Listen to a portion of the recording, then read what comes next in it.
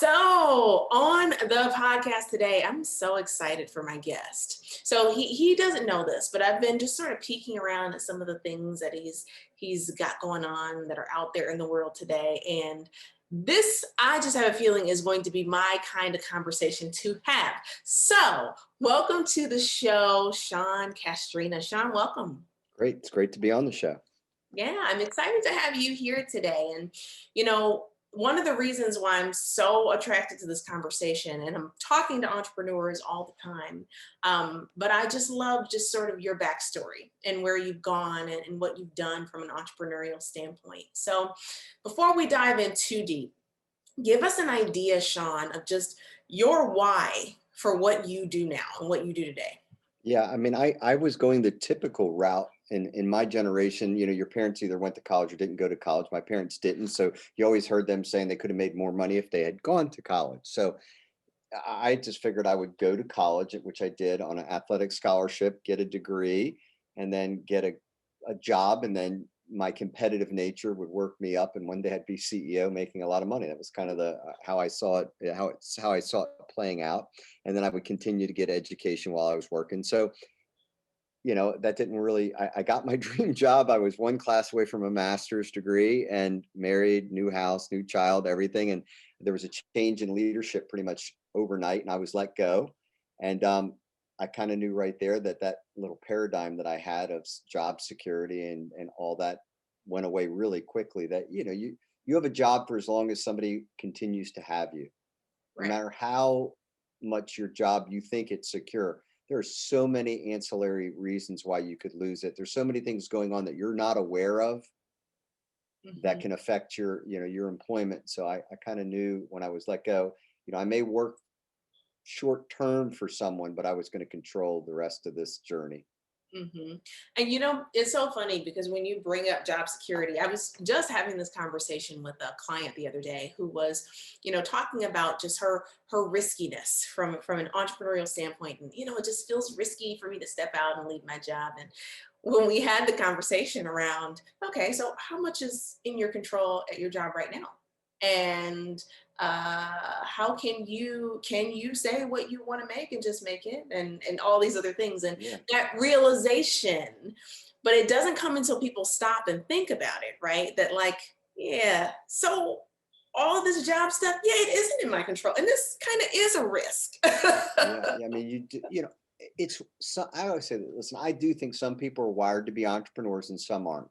Absolutely. And the ones that aren't are never going to make the adjustment and do well. I just don't think. And I do think I think to be let me just kind of parse that a little bit.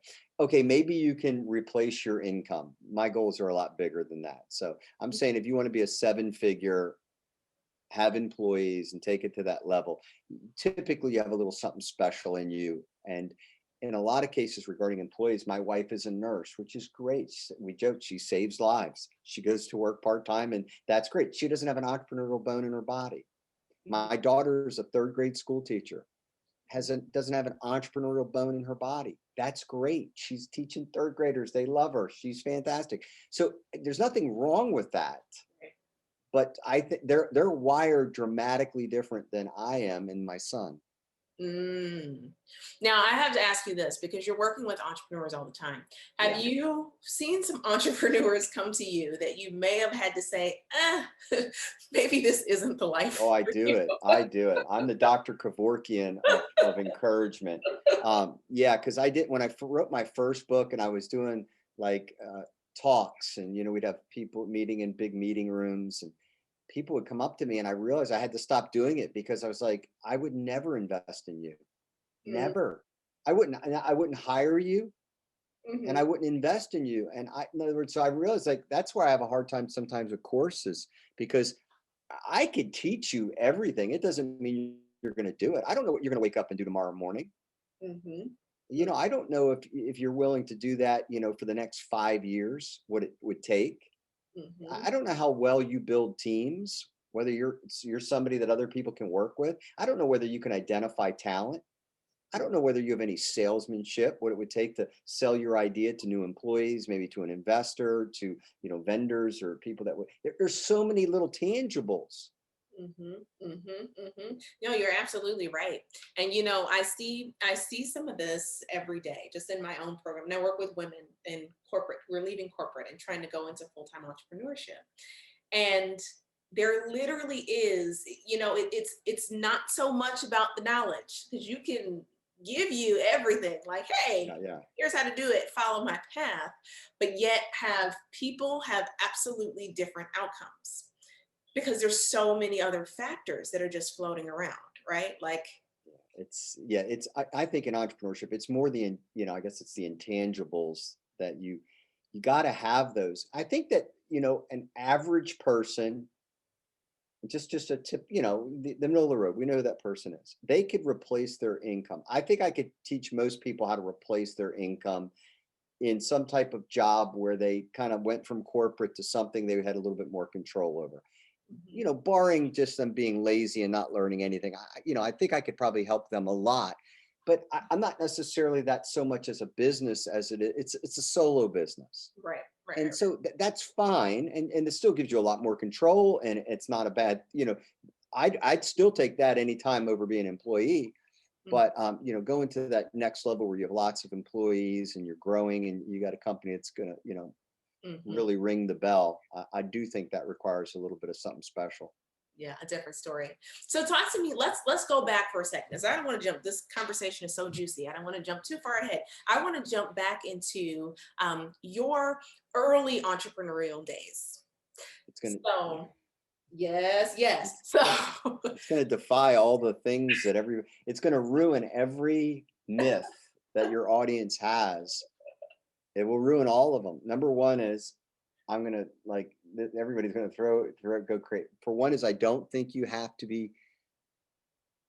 don't start businesses based on passion. Passion is an entrepreneur's mistress. mm, That's mm, number one. You can be let's define passion, and then you'll kind of understand what I'm saying. I had this conversation with John Tesh, massive audience, and he and I kind of went back and forth for 10 minutes. And then he kind of at the end gave in that, yeah, his first business failed because he started a running store because he liked running, but it wasn't a good business model. It wasn't a good store. It wasn't marketplace didn't want just a little running store in the 70s. mhm, So it failed. A hobby is not always a good business idea in your location. mhm, Okay. It might be a good business somewhere else, but maybe where you're physically located right now, it's not necessarily a good idea. mhm, But passion, I'm passionate about business, the very components of it. I love branding things. I love putting a team on the field. I love getting a business off the ground, taking it from an idea to actual execution. I love all that. The specific business, I don't care for cleaning toilets. If mm. there's a demand for cleaning toilets and there's a nice profit margin and I can employ people, I'm in. Show me the commodes. I'm fine with that. I got no problem with that. Mhm, mhm, Because if you don't have a good idea, I don't care how all those qualities I told you about don't mean a don't mean a thing if you're running with a bad idea. Bad idea is still a bad idea. It will still win the fight. A bad idea will eventually win the fight. mhm, So I think that, I tell people be very careful about passion. And now I'm going back to my first business. So I mhm. get I'll let go of my job. So I take a job selling insurance because if you know how to talk decent and you're as handsome as me, my gosh, you can sell insurance. So I start selling insurance. And it's first time I was around really wealthy people. Like selling insurance must be like the crack dealer's white collar work. It has to be because I was around more millionaires than anything I'd ever been around. I mean, I looked out in the parking lot, I was like Mercedes, Mercedes, Mercedes. I'd never been around that.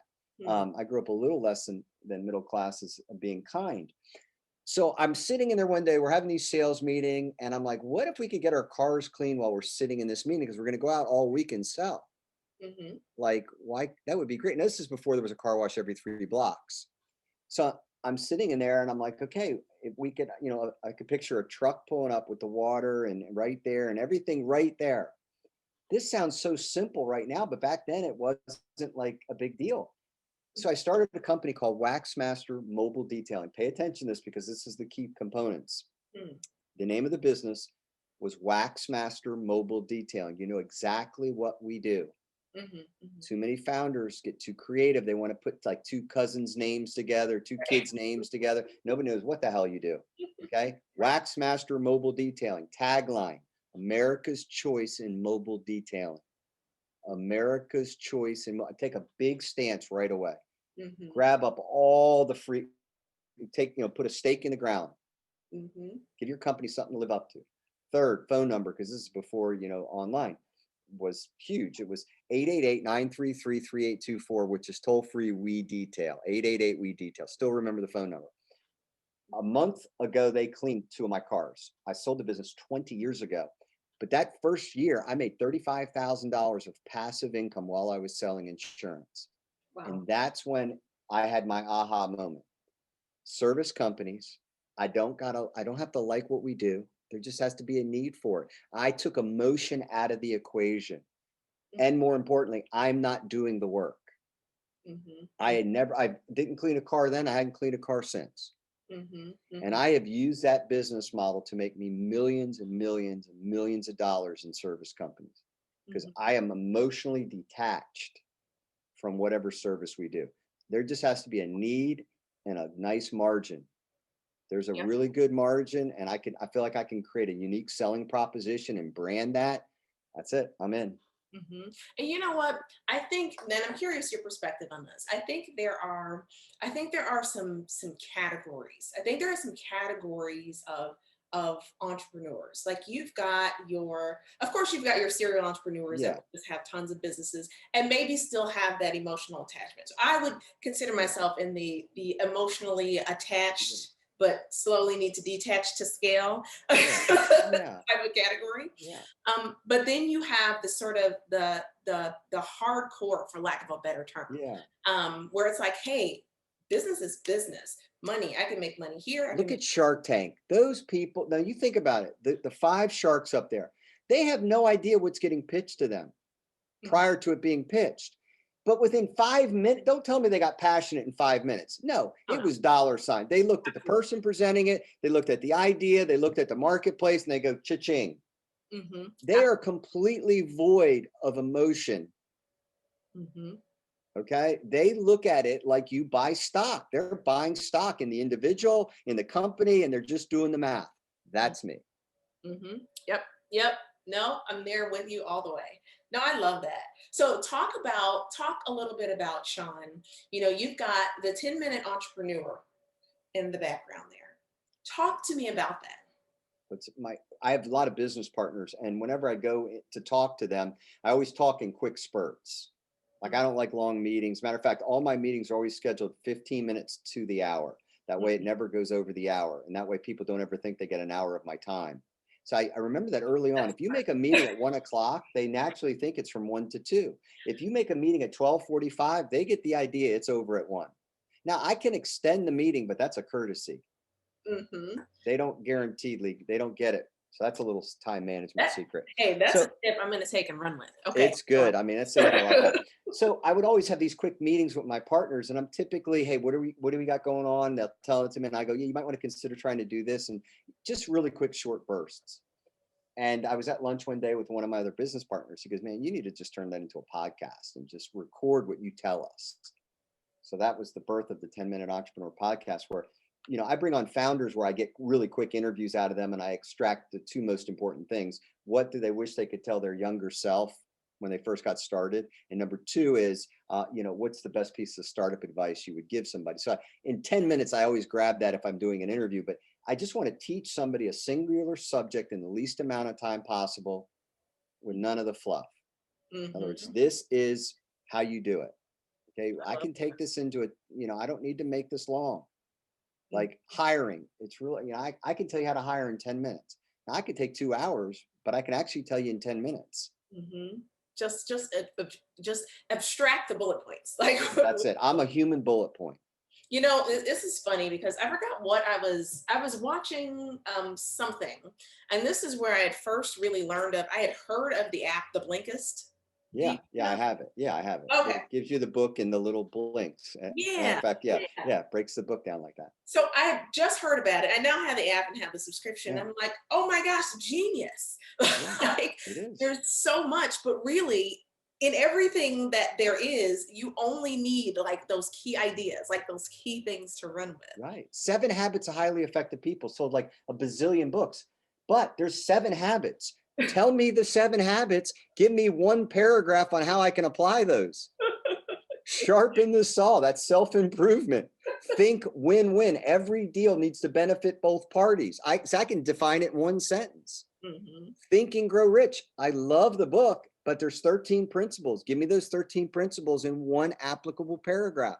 Right. Yeah, that's Blinkist. Ah, I love it. I love it. I love it. So tell me, since you get from other founders and entrepreneurs, what would be the thing they would tell their younger self? What would you tell your younger self? Oh, it's funny. Somebody asked me that yesterday. My younger self, I would say, be more patient with human beings. Mm, I am so tenacious that I can be brutal. mm, My younger self communicated in a take it or leave it kind of way, too way too over the top, way too arrogant. Um, I if I could go back and do it, I would have tempered, keep my competitiveness and my confidence, but always remember you're talking to they're a human being. Just never forget that you're actually talking to a living, breathing human being. Sometimes people became very, inanimate objects to me, and I would just, man. totally. So if I would tell my younger self that you're gonna make it, you're gonna be successful. You don't need to chew through everybody to get there. Mm, hmm. So take time. They're humans. They're real. They're like you. They breathe. They have feelings. All of these things. Remember that on your quest and on your Yeah, journey. yeah, you're gonna still get there. You don't have to. What I'm saying is, you don't have to be successful, and everybody around you call you an a-hole behind your back. Ah, I love There you that. go. That's it in a nutshell. Yes. Well said. Well said. I feel like yeah, well said. So talk to me a little bit about Sean, because you've got, I think it's is it the 8 unbreakable rules of startup success? Yeah, 8 unbreakable rules for business startup success, right there. Yes, there it is. So out of those 8 rules, is there one that you're like, even though they're all unbreakable, Yeah, is there one or two they're like, okay, if you just happen to break the other ones, okay, fine, but you cannot break these? yeah, there are a few that you can't break. First one is your idea. Man, just because you think it's good inside your head, man, vet it, expose it, get criticism. This is really simple. Don't take criticisms from anybody you wouldn't take advice from. Mm, Okay, because mm, that eliminates all your family members. mm-hmm. Okay, so you don't take criticism from anybody you wouldn't take advice from, but expose it to some smart people and get that idea a little bit better, get it tested. What I'm saying is don't just take it from your head and put it on a storefront because it may not stand the test. So the very first thing is, to qualify to test your business idea. That's why I wrote a business plan book because of that. Number two, I think so important is, as Steve Jobs said it, it's hard to accomplish anything by one person. Basically, anything done great is done by a team. So know that you're going to need to recruit a team. I picked up early on that I didn't want to physically be doing any of my businesses, and to have a lot of companies, I knew I needed partners. So my philosophy is always like, 1 + 1 = done. I'm always bringing somebody next to me. So I build a successful team. If you want to if you want to take something to scale, you want something great, you're going to need a team. It's not going to just be you. So that would be my second, just absolutely. Hmm. Third would be, man, you better know how you're going to attract customers the day you start your business. Oh, Marketing is not optional. hallelujah. It is absolutely not optional. And then finally, be like a savant with numbers. Know your costs. Know everything about your business numbers wise. If you're talking to your accountant every 3 months to find out how you're doing, you're not going to make it. Mm, So mm. they're the few that are just absolute. They're the inarguable. Forget the unbreakable. These are the inarguable rules that you better learn. Okay, okay. I love that. And your first one about the idea and testing it. So I'm a huge lean startup girl. Lean startup principles, just Absolutely. and I don't know about you. I bet you see this on a massive scale. Um, I see so often or hear so often folks who they've got an idea and they're like, yeah, so I'm off and running with my business. I just need to get my LLC and then I'm going to make my website and do all this other stuff on this idea that they've never actually Yeah. tested. Crazy. No, it's this is what I say, Candace, all the time to people. I'm like, okay, if I gave you $300,000 and a plot of land. Mhm. Would you run to Lowe's or Home Depot and start buying 2x4s? No. You'd go get a blueprint. You'd first sit down probably with a pad of paper and go, well, how many bedrooms do we want? Do I want the master on the first floor or the second floor? Do I want a big kitchen to entertain or not? Do I need a home office? Do I want a 1 car, 2 car, 3 car garage? Whatever it is, you would design the house based on your needs. Mhm. That's a business plan, people. I'm just asking you to take the same amount of time that you would in designing your house Mhm.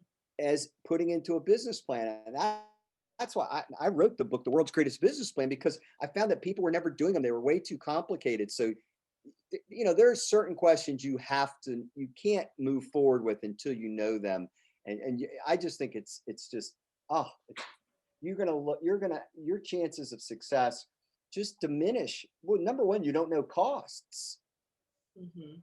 Who's your competition? How are you going to carve out a niche? What's Yeah. going to make you different from your competition? Why are your target customers going to buy from you? Who is your target Right. customer? That's what I was gonna I mean, I say. could go on and on. So, I mean, these are just, in other words, I'm not saying your business plan needs to be 50 pages.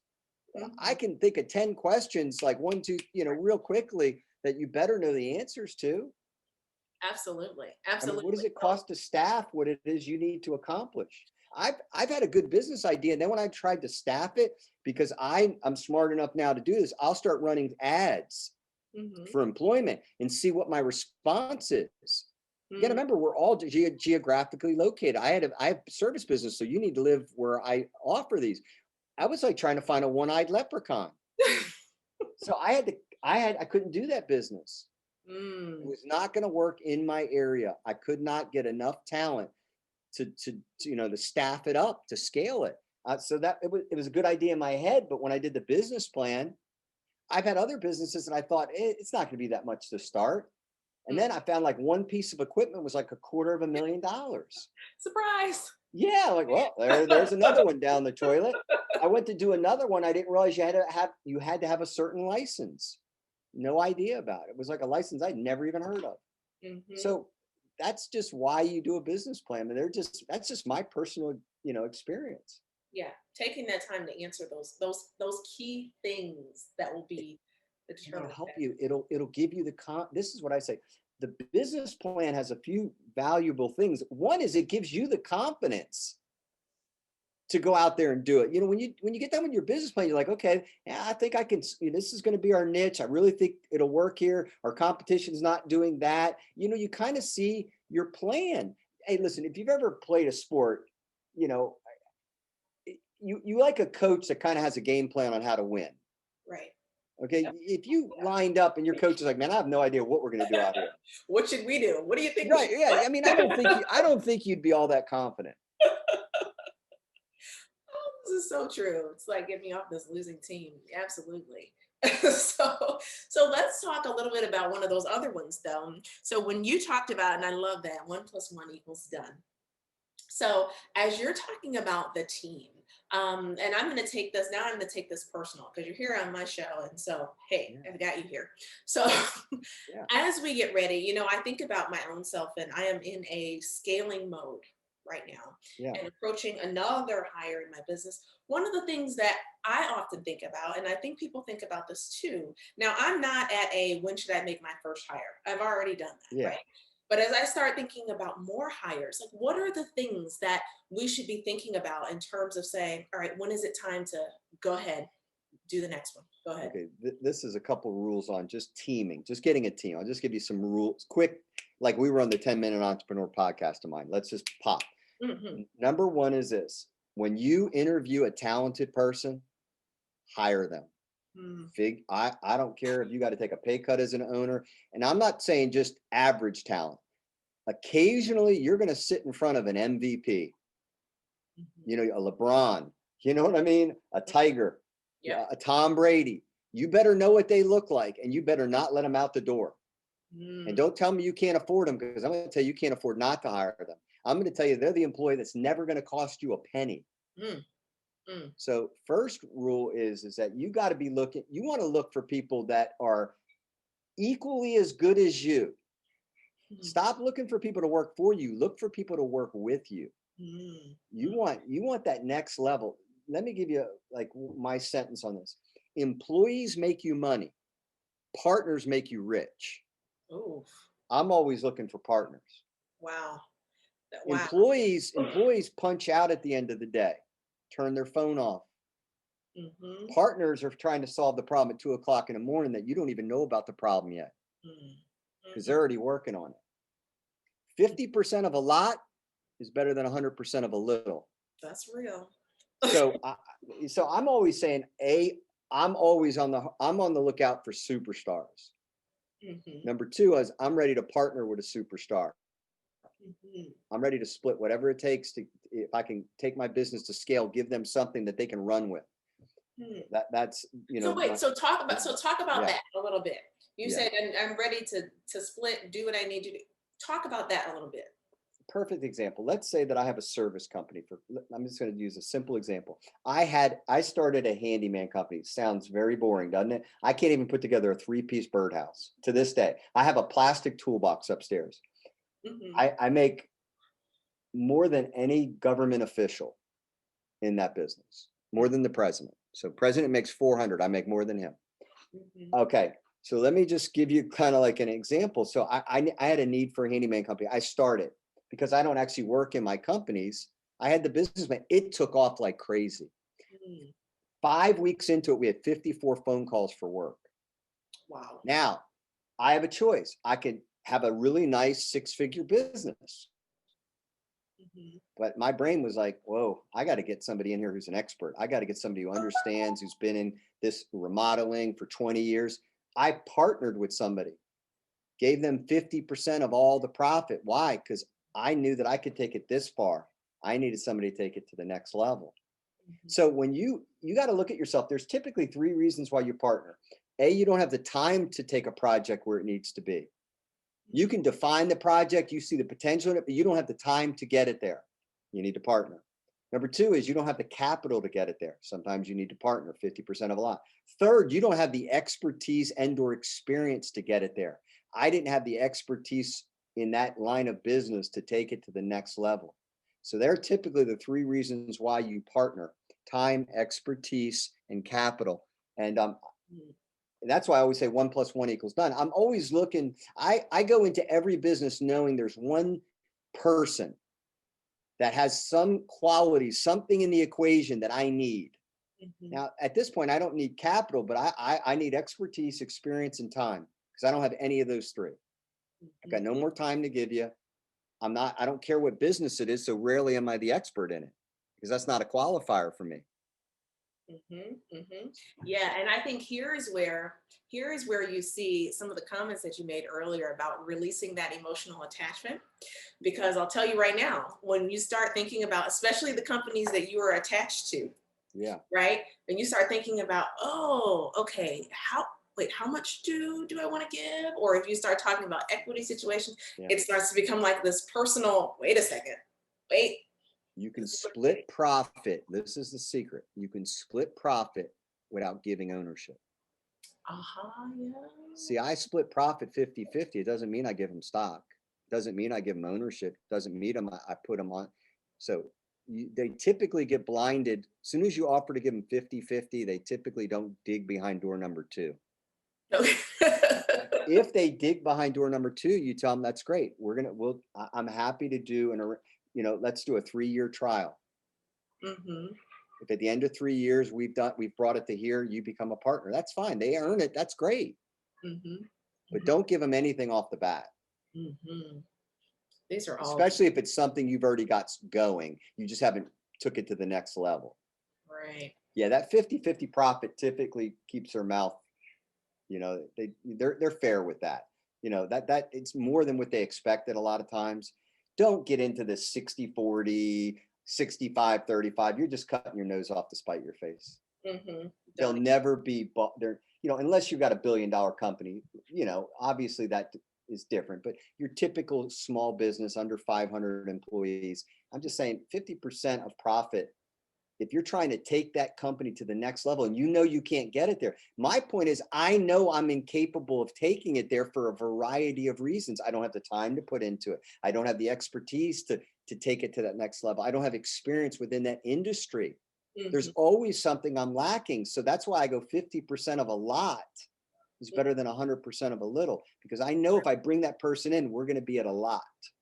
That's real. This is gold. This is gold, Sean. That's all I'm gonna say. This is gold.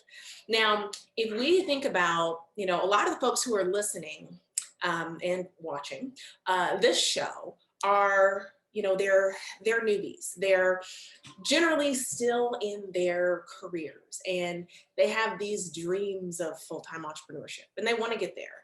And maybe they've got their side hustle going, maybe they haven't started it yet, but what do you say to those people that are at that level of infancy and are just like, man, I could see it. I want it. Like, what do you say to them that keeps them going? Okay. Number one is this, is that don't quit your day. Don't quit your job. That's a privilege, not a right. Mm, So I think the first problem is the reason why people don't go out and start that business. They think they got to quit their job to do it. I didn't quit mhm. my job. I had to earn the right to quit my job. Yep, me too. So there's 168 hours in a week. Hmm. Figure it out. It'll make a better company anyway, because you're going to pull yourself out of the day to day because you have a job. So you're actually going to staff it better because you're not there. So it'll actually make you a better owner. So number one is don't quit your job, but launch the business. So that way you're not all in. If it doesn't work, okay, you got a job. Right. So you can do two things at once, people.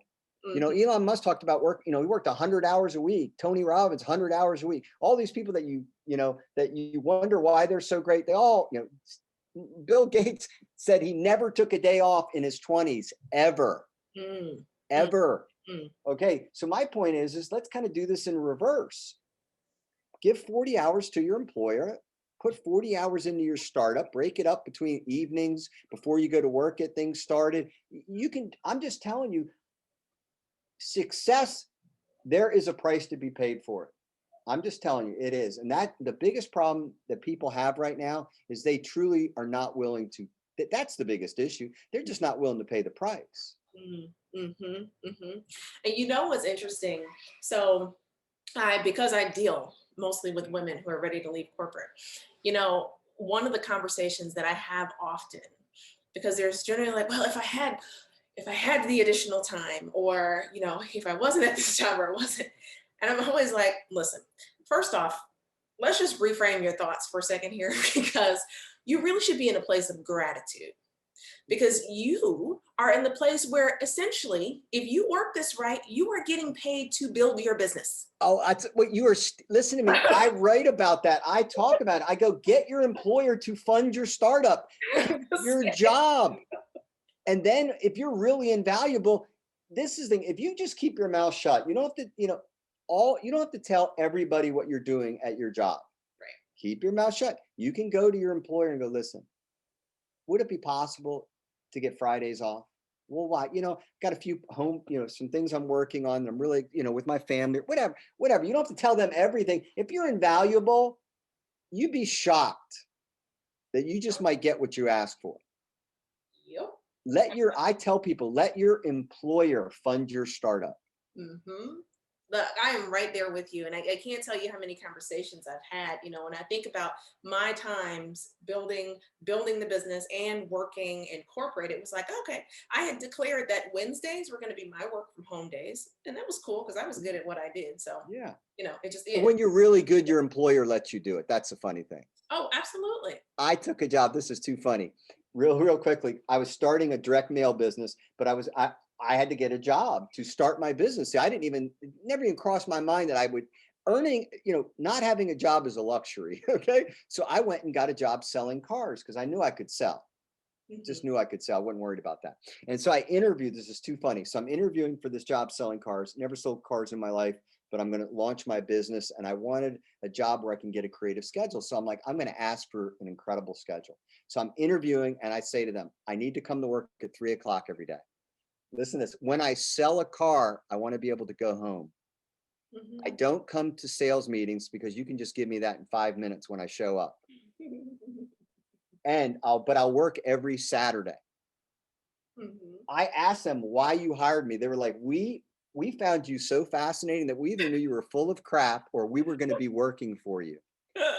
I worked 1 month. I was their top salesman. I made $5,138. It funded my startup. Mm, And the guy who hired me came to work for me, he and his wife. mm, boss I moves. worked for 1 month. I was employed for 1 month, made enough that gave me 3 months of operating capital, and I was good. And see, you went and you knew what you knew. When I say you knew Yeah. what you were doing, you had a plan. Like you knew your intention. Yeah. Like I'm doing this to get here. Like let's do it. Ask. You'd be shocked if you ask. Like to me, all they could say was no, Right. but all I could say was no. Man, I got to work at 3 o'clock. I was leaving every night by like 7 o'clock. I was like, guys, going to dinner. See ya. Because I knew I was going to sell it. I just knew I could, come on, man. Yeah. I was very I was a big fan of me. Um, but and it worked out and it funded my startup and then about a year later, I brought my friend, my manager, came to work with me, and then his wife became my personal secretary, and Oh yeah, it's wow. great. Oh my gosh, that's awesome. I love it. I love it. This has been an amazing conversation, Sean. Like it Thank is you. just this has turned out to be the highlight of my day. So That's good. first off, I'm so grateful that you were able to join on the show. So thank you for that. First off. Thank you. Now, if people who have been listening in are like, man, how can I just hear a little bit more from this Sean guy? Where should they go and how should they get connected? Get a free book. Always start with a free book. That way you can decide how much you really like me. Go to seancastrina.com and you'll get the 8 Unbreakable Rules for Business Startup Success. That's just a real easy book to kind of get you started on your entrepreneurial journey. And then if you like to learn, I'm a teacher. At the end of the day, I like to communicate subject matter. Motivation without education is worthless.